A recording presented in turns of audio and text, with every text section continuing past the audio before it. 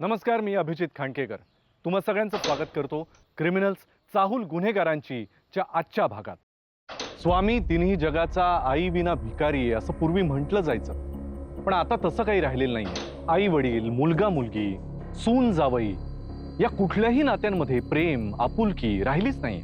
आई वडील आणि मुलं हे नातं आता इतकं दुरावत चाललंय की पुढच्या पिढीमध्ये हे एकत्र येतील की नाही याचीच शंका येऊ लागली आहे. कोण कारणीभूत आहे या सगळ्याला? इंटरनेट, मोबाईल की सोशल मीडिया? मुलांवर संस्कार करायला आजकाल आई वडील घरीच नसतात. आजी आजोबांना तर घरात जागाच नाहीये. मग मुलांवर जे संस्कार होतात ते फक्त सोशल मीडियावरून. अशी ही मोबाईल मध्ये अडकलेली मुलं वेळ पडली तर आपल्या पालकांवरही हात उचलायला मागे पुढे पाहत नाही, कारण त्यांना सगळं झटपट हवं असतं, पटापट, कष्टांशिवाय. आणि मग तयार होतात क्रिमिनल्स. आई वडिलांचं आपल्या मुलांकडे जर नीट लक्ष असेल तर त्यांना आपल्या स्वतःच्या हातून किंवा मुलांच्या हातून पुढे घडणाऱ्या गुन्ह्यांची चाहूल नक्कीच लागत असते.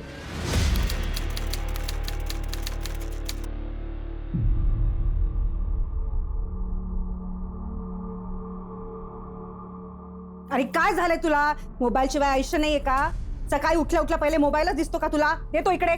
काय करतो तू मोबाईल बरोबर सकाळी सकाळी? अभ्यास तर करायचा नसतो तुला? सकाळी उठावं, जरा ब्रश करावा, अंघोळ करावी, घरातल्या देवाला नमस्कार करावा. नाही, फक्त फोन उचलायचा आणि सकाळी बसायचं. अभ्यास तर करायचाच नाही. सुधारायचं नाही ठरवलंयस का तू? माझं डोकं दुखायला लागलं आता. नाश्त्याला येणारच का खाली? बाबा जातील आता. तोंडच हलवत नाही मिला हा. हे घे, ब्रश कर. नाश्त्याला येणारच ना खाली? मेहरबानी कर आमच्यावरती जरा. तोंड तरी हलव आता.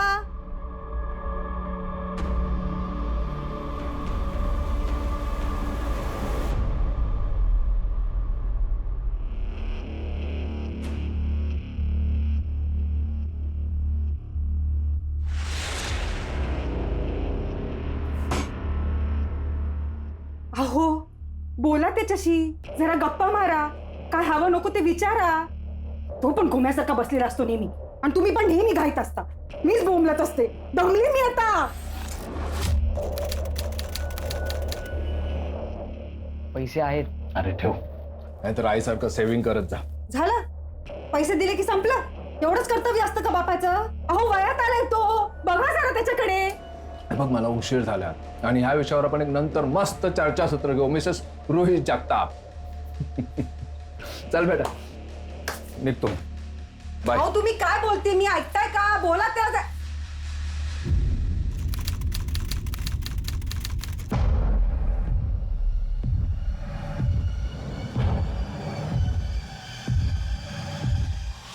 स्वतःच्या आईला का मारलंस तू?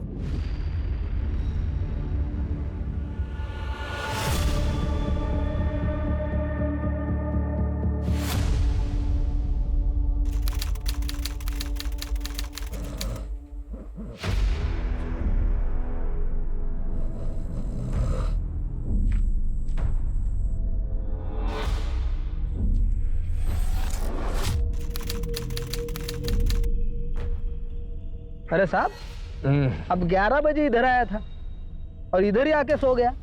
हम सोचे अभी उठेंगे अभी उठेंगे, अब 4:30 बज गया साहब. थँक्यू.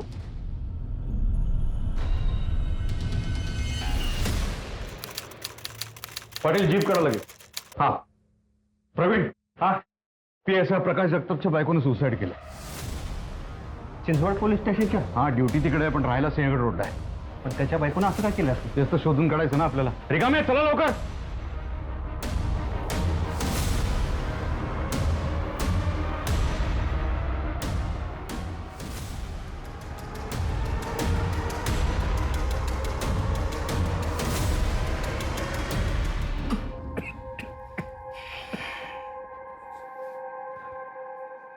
मला कळतंय तुझी काय अवस्था झाली आता. तुला माहिती ना मला ही प्रोसिजर फॉलो करायला लागणार आहे. मला सांग, सगळ्यात आधी बॉडी कोणी बघितली? मीच बघितली सर. रात्री 11, 11:30च्या सुमारास घरी आलो.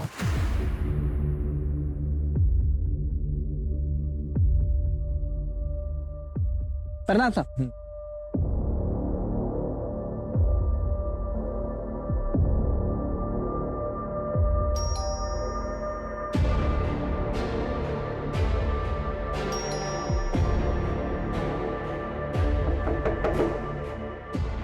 मी बराच वेळ पेल वाजवली पण आतून काहीच रिस्पॉन्स आला नाही. म्हणून मग मी वॉचमॅन जवळ जाऊन वाट पाहत बसलो. अरे साहब, अरे वो रूम पर कोई नहीं है. तूने देखा क्या? वो कोई बाहर गए थे? नहीं साहब, हमने तो नहीं देखा. बसल्या बसल्या कधी झोप लागली ते कळलंच नाही. वॉचमॅनने जागं केलं त्यावेळी सकाळचे 4:30 वाजले होते.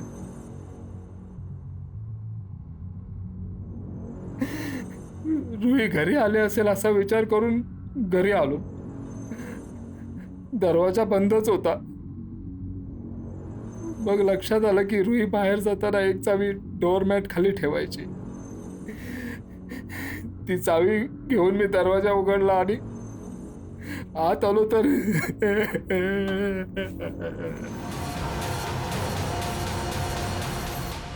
Hello, police station. दरवाजा उडून घरात आलो तर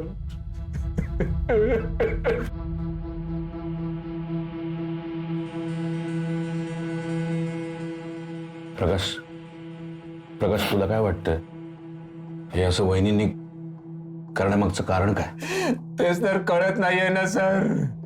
सगळं तसं नॉर्मल होतं सर. लोकांच्या घरात असतात तशा तक्रारी माझ्याही घरात होत्या. एवढा टोकाचा निर्णय घेईल असं वाटलं नव्हतं सर. माझा मुलगा घरी आलेला नाही त्याचं तिनं टेन्शन घेतलं असणार. घरी नाही आला म्हणजे कुठे गेलाय? माहित नाही सर. जातो असा अधूनमधून.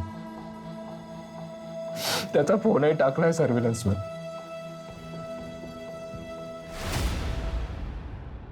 सर, जगतापांच्या घरी ही सुसाईड नोट सापडली. तसं जर याला सुसाईड नोट म्हणता येणार नाही पण याच्याहून काहीतरी धागा सापडू शकतो. हे बघा ना सर, याच्यावर 10 ते 15 वेळा बरेचदा मी वाईट आहे असं लिहून फोडलं गेले. म्हणजे लिहिणारी व्यक्ती कन्फ्यूज असणार, ठाम नसणार स्वतःच्या मतावर. कदाचित गिल्ट असेल काहीतरी. आता आपल्याला प्रवीण हे शोधायला पाहिजे तो गिल्ट तिचा स्वतःचा होता का दुसऱ्या कोणामुळे ती स्वतःला अपराधी समजत होती. सर, अजून एक शॉकिंग म्हणजे प्रकाशचा मुलगा श्रेयस गेले 2 दिवस झालं बेपत्ता आहे. तुम्ही एक काम करा, आजूबाजूला जरा चौकशी करा. त्यांचे शेजारी पाजारी, खालचा वॉचमन, त्यांच्याकडे येणारा पेपरवाला, भांडीवाली, कामवाली, सगळ्यांकडे चौकशी करा. नक्की यांच्या कुटुंबात काय चाललं होतं? वादावादी होते का? भांडणं होती का? Yes sir. तुम्ही जगतापांकडे घरकामाला आहात ना? होय साहेब.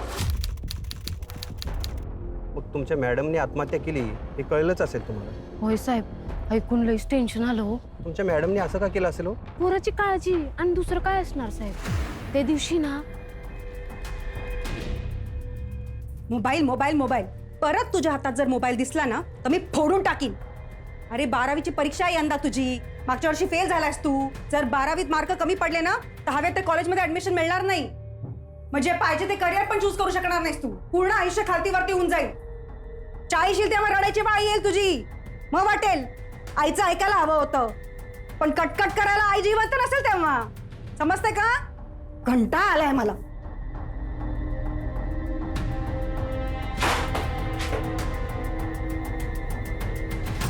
आता असं सगळं असताना पण मी ताईंशी बोलले. त्याला समजून समजून दमले मी आता. मला नेहमी म्हणत असते बोला जरा त्याच्याशी पण तुम्हाला फक्त तुमची ड्युटीच दिसते. बोलतो त्याच्याशी. श्रेयस बेटा, काय प्रॉब्लेम आहे? बघ, तू बोलला नाहीस तर आम्हाला कसं कळणार तुझ्या मनात काय आहे ते? सांग, तुझ्या मनात काय आहे? वाईट चांगलं जे काय असेल ते सांग, घाबरू नकोस. अरे बोल. त्याच्या ह्या वागण्यामुळे ना माझी अजून चिडचिड होते. बोलतोय ना मी. हे बघ, अभ्यासात मन लागत नाही का तुझं? यावर्षी ड्रॉप घ्यायचा का? बघ, जी गोष्ट आपल्याला आवडत नाही ती करण्यात काही अर्थ नाही. शिक्षणात मन लागत नसेल तर दुसरं काहीतरी करू, स्पोर्ट्स वगैरे. अरे बोल.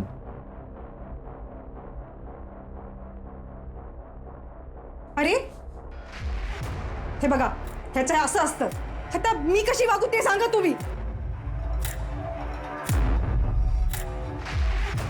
साहेब, तुम्हाला एक बोलू का? पोरं आपल्या आईबापाशी ना समजच नाही बोलत. हा, पण आपल्या मित्रांसोबत ना समज शेअर करतात. तुम्ही एक काम करा, त्याचा एखादा मित्र असेल ना त्याला विचारा, नाहीतर त्याच्या मित्राला ना त्याच्याशी बोलायला सांगा. म्हणजे कसं आहे ना, नक्की काय चाललंय त्याच्या मनात ते तरी तुम्हाला कळेल. ठीक आहे.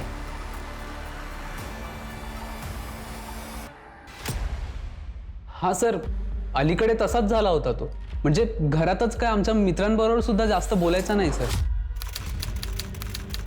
आम्ही मित्रांनी खूप प्रयत्न केला त्याला नॉर्मल करण्याचा, पण सर नाही झाला तो. आधीपासूनच असा होता की नाही सर, 10वीत होता तेव्हा एकदम नॉर्मल होता. नॉर्मल मुलांसारखा बोलायचा, हसायचा, मस्ती करायचा. त्या दिवशी सुद्धा आम्ही सर कट्ट्यावर होतो तेव्हा अरे तो रतन कसलाच फेकत होता. म्हणतोय की बराच वेळ पाण्याच्या आत राहतो. ऐसा भी कभी होता है क्या? नाही तो क्या. आणि असं असताना तर मी 2 दिवस पाण्याच्या आत असतो. जेवण पाण्याच्या आत, अंघोळ पाण्याच्या आत, तोंड धुवायचं पाण्याच्या आत. काय रे, खिरड्या फुंकत वेळ घालवत असतोस. नापास जरा सांगितलं का तुला ह्यानी? खानदानाचं नाव मोठं करतोय. लाज नाही वाटत तुला? चल तर घरी. चल तो कोण, चल ना घरी. चल चल चल घरी. ओके, ठीक आहे यतीन, थँक्स. आम्हाला काही लागलं तर आम्ही तुला फोन करू. आणि तुला जर श्रेयसचा फोन आला तर इमिजिएट आम्हाला कळव. हा सर.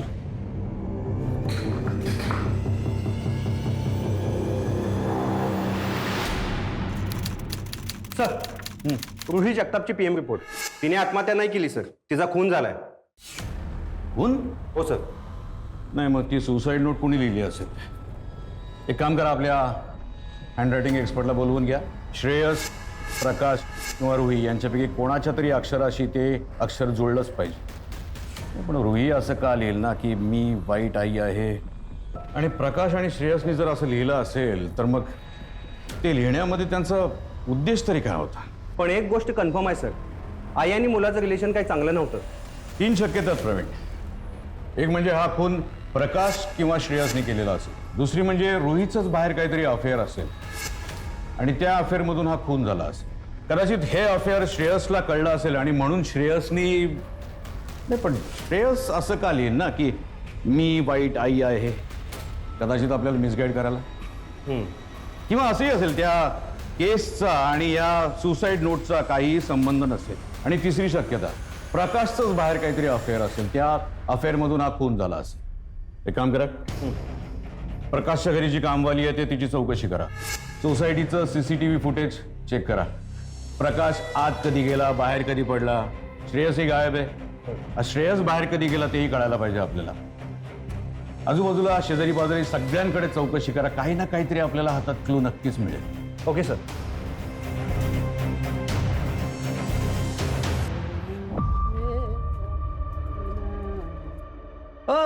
ओ साहब, ओ साहब, ओ रुको रुको रुको रुको. अरे किधर जा रहे हो? वो 2nd फ्लोर पे जाना है. हाँ तो फ्लैट नंबर तो बोलो. फ्लैट नंबर कुछ याद नहीं है. वो जो जगताप भाभी रहती है ना, उनसे मिलने जाना है. हाँ हाँ हाँ, ठीक है, एंट्री मार लो, चलो.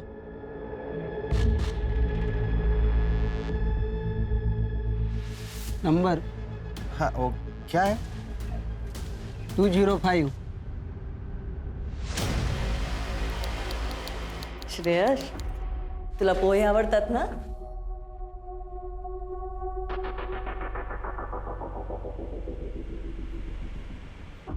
थँक्यू बाळा. मला नाही माहित तू यतीनला काय समजवलंस, पण त्या दिवसापासून तो खूप बदललाय. ज्या आईवडिलांच्या पोटी तू जन्म घेतलास ना, खूप भाग्यवान आहे.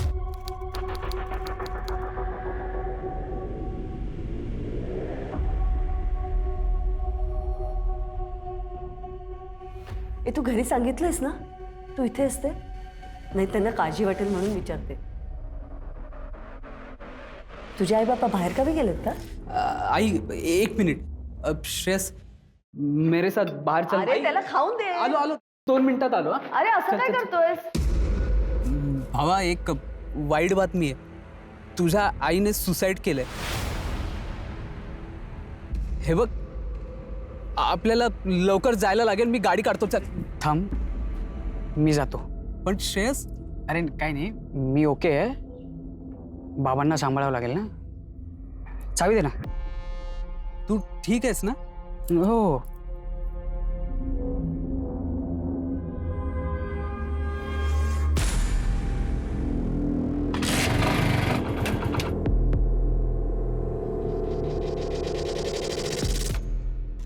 सर, रुही जगतापचा खून झाला त्या दिवशीचं हे सीसीटीव्ही फुटेज आहे, पण श्रेयस बाहेर जाताना कुठेच दिसत नाहीये. प्रकाश जगतापच्या म्हणण्यानुसार श्रेयस गेले 2 दिवस बेपत्ता आहे, म्हणून मी 2 दिवस आधीचे सगळे सीसीटीव्ही फुटेज आणले, पण श्रेयस बाहेर जाताना कुठेच दिसत नाही. हे बघा सर.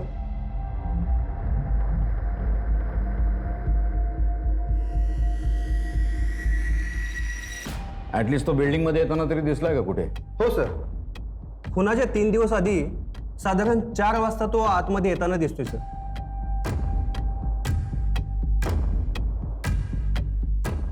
खुनाच्या दिवशी प्रकाश सकाळी 9:30 वाजता बाहेर पडलाय. पोस्टमॉर्टमच्या रिपोर्टनुसार खून सकाळी 11:30 वाजता झाला, बरोबर? हो. म्हणजे 9:30 ते 12 या दरम्यान या बिल्डिंगमध्ये कोण आलं गेलंय बघायला पाहिजे. त्यांची ती मोलकरीण सकाळी 10:07 बिल्डिंगमध्ये आली आहे आणि 10:47 बिल्डिंगच्या बाहेर पडली आहे. म्हणजे याचा अर्थ ही मोलकरीण बाहेर गेल्यानंतर हा खून झालाय. हो सर, कारण चोरी झाली नाही त्यामुळे तिच्यावर संशय घेता येत नाही आणि आतमध्ये कोण संशयित येताना पण दिसत नाही. श्रेयस एकमेव संशयित व्यक्ती आहे याच्यात. कदाचित त्यानं कांड केलं असेल आणि त्याच्यानंतर बिल्डिंगमध्ये आतमध्येच कुठेतरी लपून बसला असेल आणि मग सगळं शांत झाल्यानंतर गुपचूप घरी आला असेल. नक्कीच श्रेयस.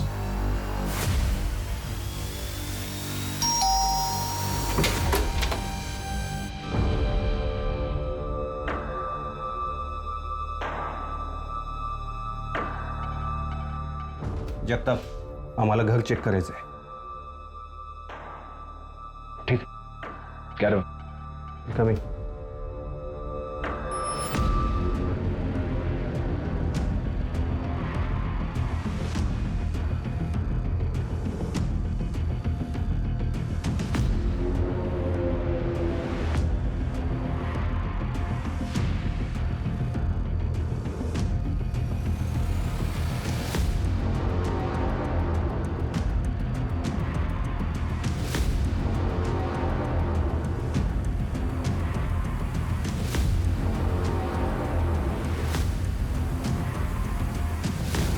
सर, प्रकाशच्या फ्लॅटवर कोणीच नव्हतं. कदाचित प्रकाशने श्रेयसला कुठेतरी लपून ठेवला असेल. नाही, पण बिल्डिंगमध्ये तो लपून ठेवणं शक्य नाही. आपण अख्खी बिल्डिंग चेक केली आहे.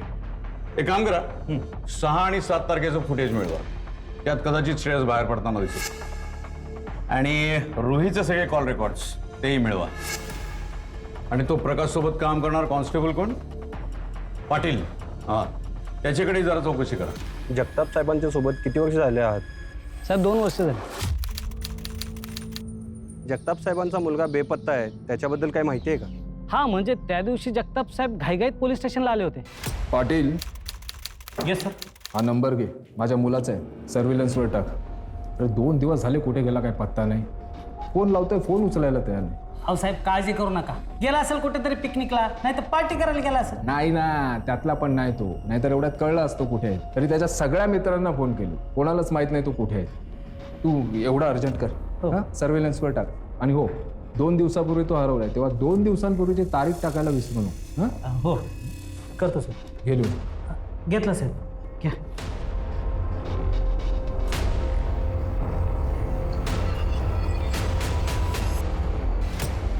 त्या दिवशी लक्षात नाही आलं साहेब, पण त्या दिवशी आम्ही दोघं स्टेशन रोडला निघालो होतो तेव्हा.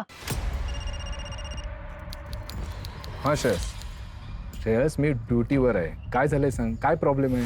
बरं, तू टेन्शन घेऊ नकोस. आणि आज तू रडायचा आधी थांब. हां, मी करतो तुला फोन परत. मला मुलांना सांभाळायचं म्हणजे आईबापांसाठी सर्कसच आहे. पाटील, किती मुलं आहेत तुला? मला 3 साहेब, 2 मुली आणि 1 मुलगा. मानलं बाबा तुला. कसा सांभाळतोस रे? इथे एक आहे तर नाकी 9 आले. बरं चल बस. सर, एका गोष्टीचं आश्चर्य वाटते. 12:30 वाजता श्रेयसचा फोन प्रकाशला आला होता आणि प्रकाशने 2 वाजता मिसिंग कंप्लेंट लॉन्च केली. मग प्रकाशने असं का केलं असेल सर?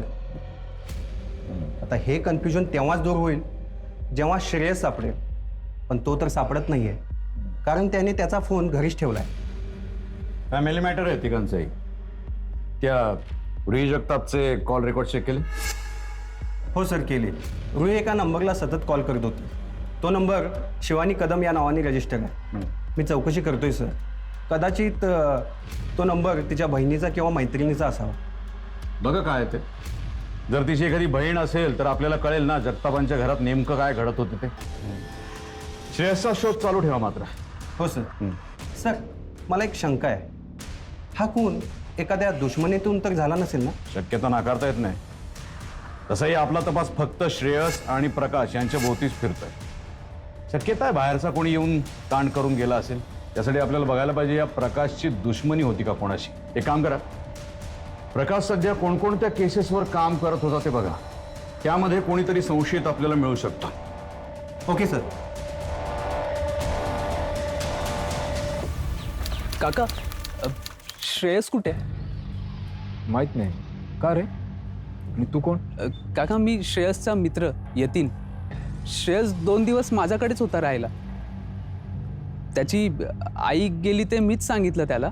त्याला म्हटलं की चल तुला मी घरी सोडतो, पण ऐकला नाही. माझी बाईक घेऊन गेला आणि पुन्हा आला नाही तो. मी तुमच्या घरी सुद्धा गेलो पण दरवाजा बंद होता म्हणून तुम्हाला इथे भेटायला आलो. ये.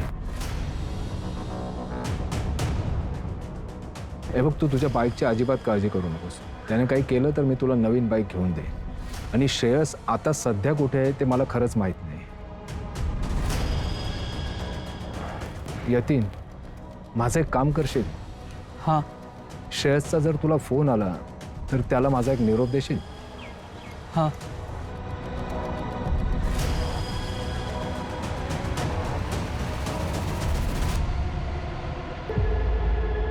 सर, प्रकाशकडे 2 केसेस होत्या. त्यातल्या एका केसमध्ये प्रकाशने याला उचलला होता. हा आता जामिनावर बाहेर आहे. पण सर, याने प्रकाशला धमकी दिली होती. काय धमकी दिली होती तू? हा, धमकी दिली होती तू? अहो साहेब, ते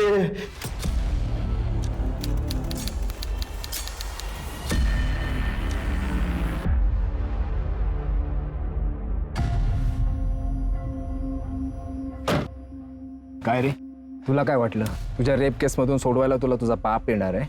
जास्त गरमी चढली आहे ना तुला? चल, तुला थंड करतो. चल. हो साहेब, अहो कशाला तमाशा करताय? मला सांगा ना काय पाहिजे ते, तुमच्या घरी पोचून जाईल. मला ना तूच पाहिजे. चल.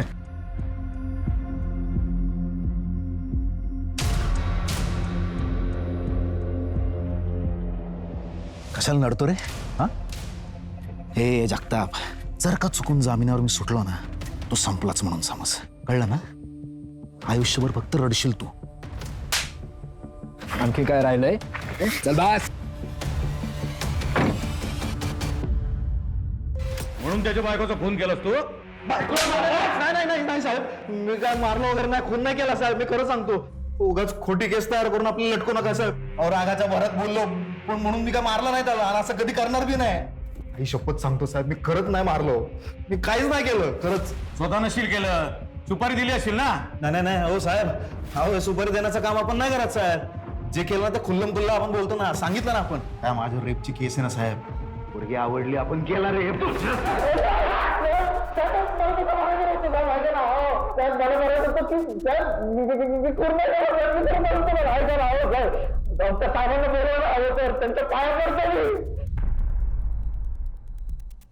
याची कॉल रेकॉर्ड काढा.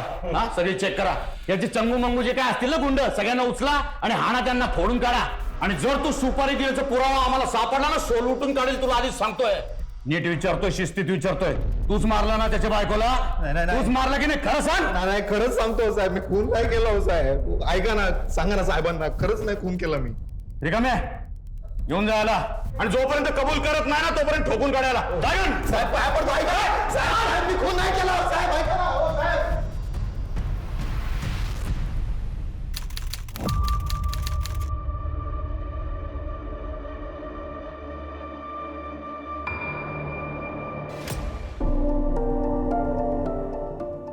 अरे पोरांना भूक लागली आहे की नाही तुम्हाला? श्रेयस, काय खायला बनवू का? नको थँक्यू. आणि यतीन तुला? हा नाही मला नको. याला पाहिजे तर दे ना. ए काय चहा वगैरे पाहिजे तर सांग रे, लाजू नकोस हा. चहा चालेल. वेडा कुठचा. अरे तुझंच घर आहे, लाजतोस कशाला? आई म्हणतोस ना मला. मग बिंदास राहा.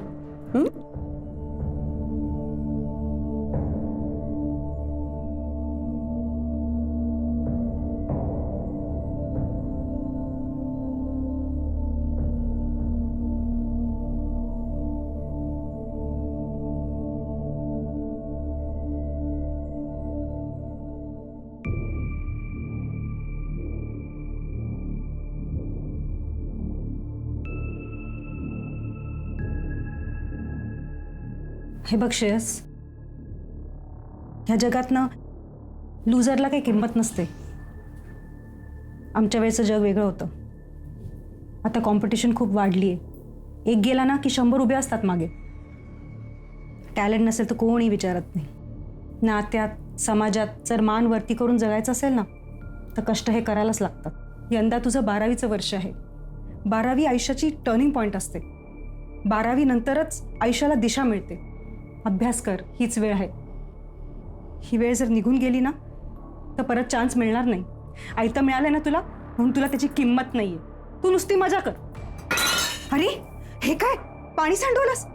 अरे नीट जेवायला जमत नाही का रे तुला? म्हणून सांगते शिस्त लाव स्वतःला.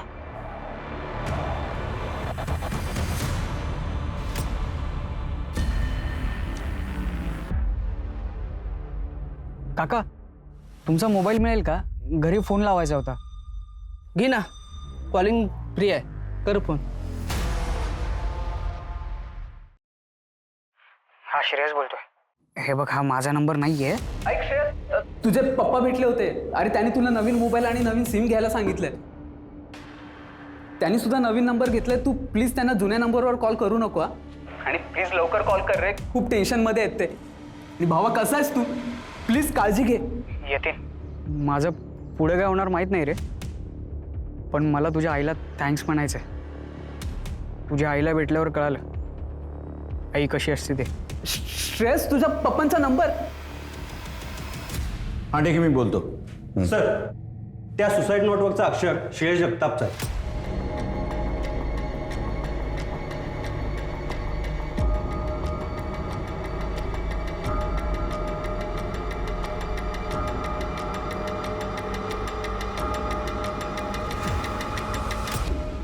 याचा अर्थ प्रवीण हा श्रेयस नक्कीच मनोरुग्ण असणार. आपल्या आईविषयी असे विचार करतोय याचाच अर्थ त्याच्या मनावर काही ना काहीतरी परिणाम झाला असणार. जर आपण मानलं की तो मनोरुग्ण नाहीये तर मग त्यांना असं का लिहावं? म्हणजे त्यांच्या घरातच काहीतरी घडलं असणार. किंवा असंही असू शकतं त्याला त्याच्या आईविषयी काहीतरी कळलं असेल म्हणून त्यानं ही नोट लिहिली असेल. पण सर, ती नोट खुनाचा पुरावा म्हणून किंवा सुसाईड नोट म्हणून आपण कोर्टात सादर करू शकत नाही. ते बरोबरच आहे प्रवीण. म्हणजे आपल्याला माहिती आहे की हा खून श्रेयसनंच केला आहे, पण आपल्याकडे कोणताही ठोस पुरावा नाहीये. सर, PSI प्रकाश जगताप आले. बोलवा. हो सर.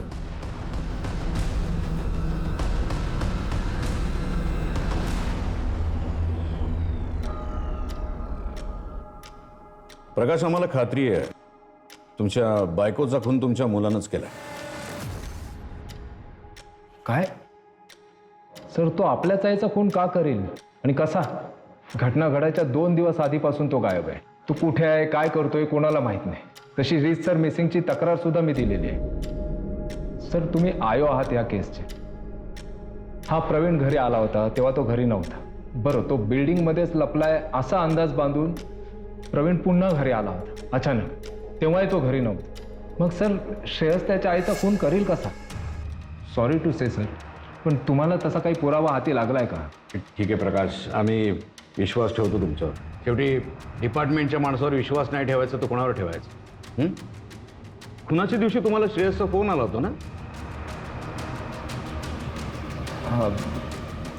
मला श्रेयसचा फोन, हो तो फोन.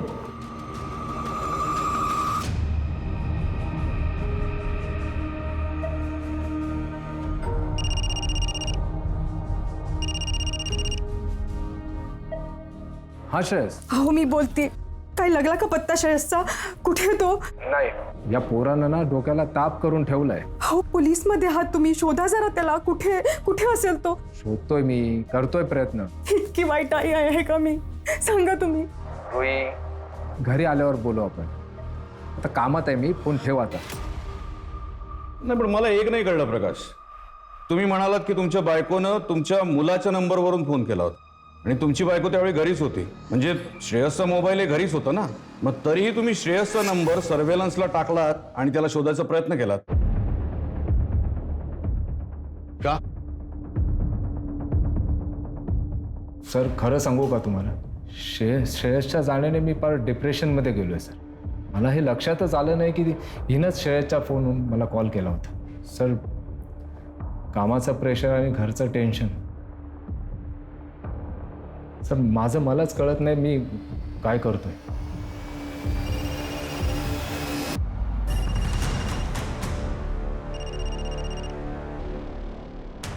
सर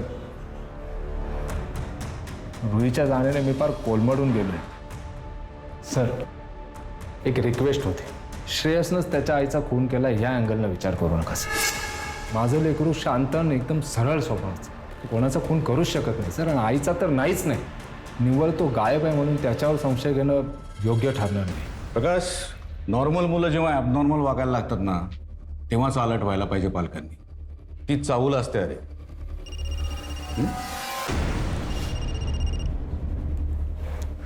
येतीन बेटा, मी कामात आहे. मी करतो तुला फोन, लगेच करतो. ठीक आहे प्रकाश, तुम्ही गेलात तरी चालेल, पण श्रेयसचा काही पत्ता लागला तर आम्हाला कळवा. आम्ही तुमच्या टचमध्ये राहू. येऊ सर. या. जय हिंद सर. जय हिंद.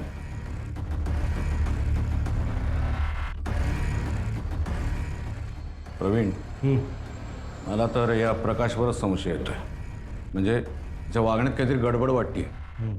त्याला आता त्या यतीनचा फोन आला होता ना, तो यतीन कुठे जरा शोधून काढा. आणि आता त्याने 2 कॉल्स कट केले आपल्या समोर. ते कॉल्स कुणी केले होते, कुठून केले होते, सगळे डिटेल्स पाहिजेत मला. Okay sir.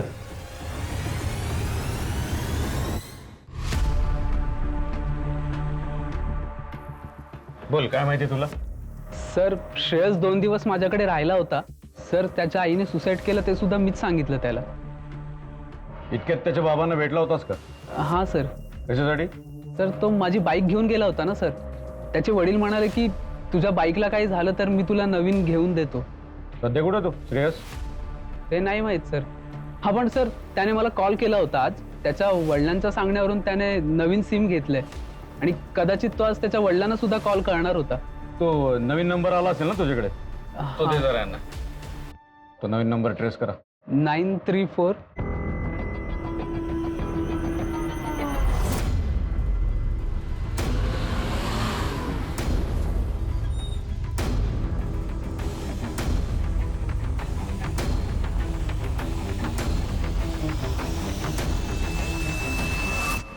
श्रेयस, जगताप साहेबांनी आम्हाला तुला घ्यायला पाठवले बाळा. चल आमच्यासोबत.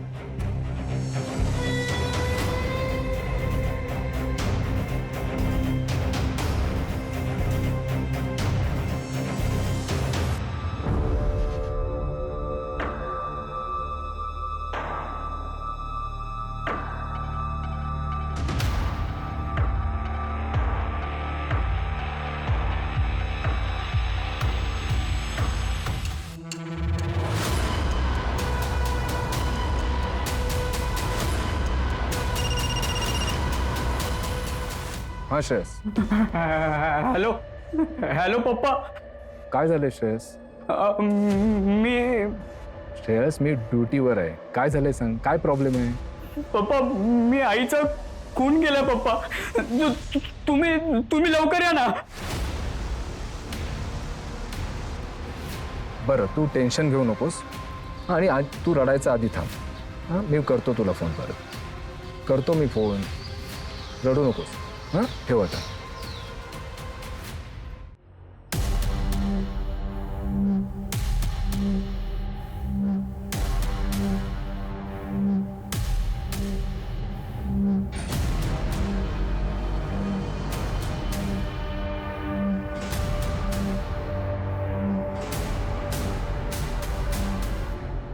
रागाच्या भरात श्रेयसनं आपल्याच आईचा गळा दाबला.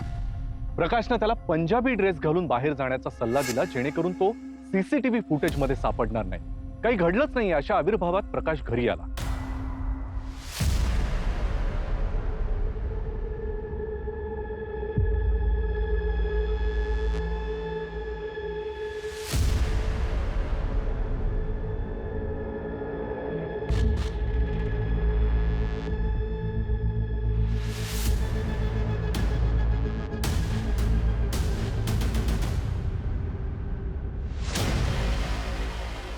श्रेयसनं स्वतःसाठी केलेल्या फासाच्या जागावर प्रकाशनं रुहीला लटकवलं.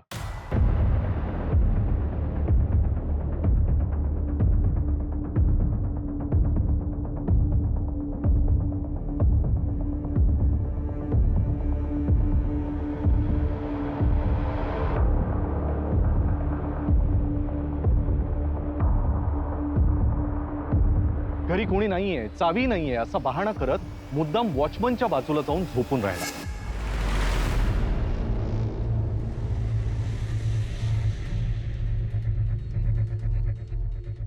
सकाळी तो आत गेला. त्यानं शांतपणे फोन करून पोलिसांना बोलून घेतलं. Hello, police station. पोलिसांनी श्रेयसला बोलतं करण्याचा प्रयत्न केला, पण तो पोलिसांकडे एकटक जणू काही मानसिक रुग्ण असल्यासारखाच बघत राहिला. काय काहीतरी बोल ना. म्हणजे तू आईला कधी बोललायस, मारलंय? हा, काहीच बोलत नाही. तू कुठले फिल्म्स बघायचा? हा, हिंदी फिल्म्स आवडतात तुला का हॉलिवूड फिल्म्स? त्या गाण्याच्या भूताबितांचे फिल्म बघतो का तू? कोणी सांगितलं मग तुला हे असं मारायचं असतं? तुला का वाटलं मारावं असं? तू तुझ्या मित्रांशी बोललास का कधी आईविषयी? त्यांच्या आया कशा आहेत, तुझी आई कशी आहे, असं कधी बोलणं झालं का तुमचं? अरे काहीतरी सांग ना. काय वाटलं तुला? कशामुळे वाटलं? बोल ना.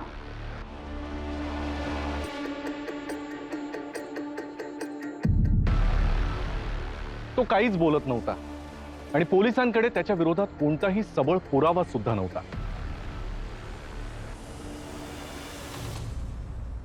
एक कलिग म्हणून, एक माणूस म्हणून मी तुझ्या भावना अगदीच समजू शकतो. पण एकदा का ही वर्दी अंगावर घातली ना की आपण पोलीस कर्तव्याला दक्ष असतो.